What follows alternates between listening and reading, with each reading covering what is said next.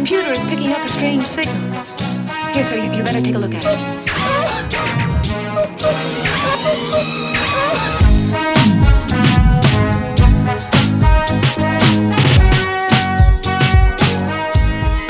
Hello and welcome to episode 105 of Life Through a Prison with your host Rob Kearney.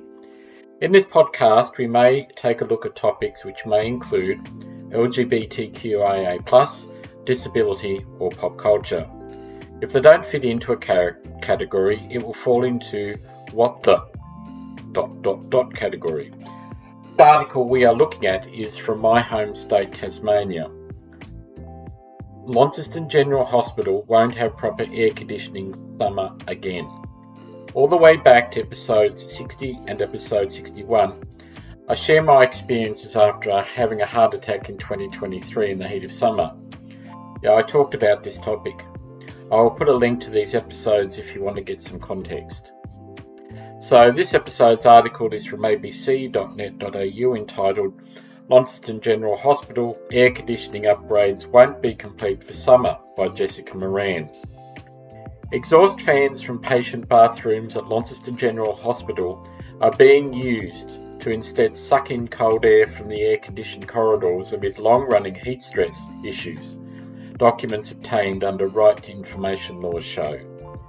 The documents also reveal some wards have no provisions for cooling at all, and one of the air conditioning units has not been updated for almost 50 years. In January, hundreds of former and current patients, their families and staff told the ABC of horrific and inhumane conditions their family, friends and patients had experienced while at the Launceston General Hospital. In response, patients were given cold face washes and icy poles to help them cool down when temperature inside nearly hit 30 degrees Celsius. Following the public outcry over one of the state's major hospitals not having adequate air conditioning, the Tasmanian government commissioned a report from engineering consultants ASC Engineering to find a solution. The ABC can now reveal what the report said. Patient rooms rely on cool air from the corridors. The Department of Health received a draft copy of the engineering report on February 6, 2025. Which outlined a long-term solution to the temperature control issues in the older parts of LGH, as well as a recommended timeline and price estimate. The report found the temperature in many patients' rooms was excessive and uncomfortable, with several rooms having basic facilities for heating and ventilation only with no cooling. There is no shading on windows facing the chapel courtyard. The majority of the patient rooms are solar exposed, with the daily progression of the sun resulting in excessively elevated room temperatures. Existing window frames and glazing provides a minimal reduction in the solar loads on the patient rooms, with measured inside glass surface temperatures recorded as high as 30 degrees. The report estimated the cost of upgrading the air conditioning for Ward Block D and obstetrics as between $4.62 million and $5.09 million. The report noted there were limited options for improvement without a substantial redesign given the age of the building. Report recommends fixes. The report recommended new chilled and heating pipework, chilled and heating water circulating pumps, and new fan coil units for patient, staff and clinical area be installed. It also recommended the replacement of an air handling unit on level 7 that had been operating for 46 years and had exceeded its service life. It also said work should commence with urgency so patients and staff don't have the same experience over summer 2025-26. Ideally, the upgrade works package would be issued to tenderers in March 2025 and a successful contractor being nominated in April 2025. Document shows excessive heat can lead to health risks. The ABC has also obtained a copy of a risk assessment from December 2024 outlining the impacts excessive heat can have on hospital staff and patients.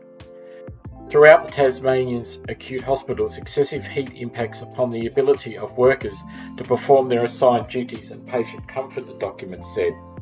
The excessive heat is caused by outdated or inefficient air conditioning systems, north-facing windows and a lack of effective air circulation. This issue is especially problematic in D Block at the LGH and A Block at the Royal Hobart Hospital. It outlined a number of possible solutions and measures controls, including providing wet towels, bottled water and icy poles, which the hospital did supply during extreme weather in January 2025. Other options were installing portable air conditioning units in the corridors of wards to blow cooled air along the corridors, installing window-mounted air conditioning units in each of the patients' rooms, and portable fans. Replacing the existing air conditioning systems was not recommended due to the time the project would take to finish. Some are almost here, but many rooms still without air conditioning. The ABC asked the Department of Health how many beds would have air conditioning by summer 2025-26. It said cooling in the first 8 upgraded patient rooms on Ward 4O will be completed by the end of this month, with 2 more patient rooms due to be completed in early 2026 and the remaining 10 patient rooms by mid-2026. In Ward 4O, there are 30 beds across 20 rooms, so half of the ward's patients' rooms will remain without air conditioning over summer. In D Block, there are 4 levels comprised of a combined 125 beds, and only 1 floor will have air-conditioned patient rooms by February. Works inside D Block will be delivered on a floor-by-floor basis, State Health Minister Bridget Archer said in a statement. Due to the disruptive nature of the works, this requires patient staff and equipment to be relocated before work on each floor can commence. The Minister said internal works to install ducted air conditioning in D Block patient rooms were set to begin in late October, beginning in Ward 6D. Works in Ward 6D are expected to be completed in February 2026, with the remaining 3 floors in D Block to follow progressively, Minister Archer said. The Department of Health said upgrades to the heating and cooling systems are progressing well, and arrangements to move staff, equipment and patients to Calvary Healthcare while work is conducted are being finalised. What else can one say? I will leave it there for today. Let's have a conversation. Till next time, take care and bye for now.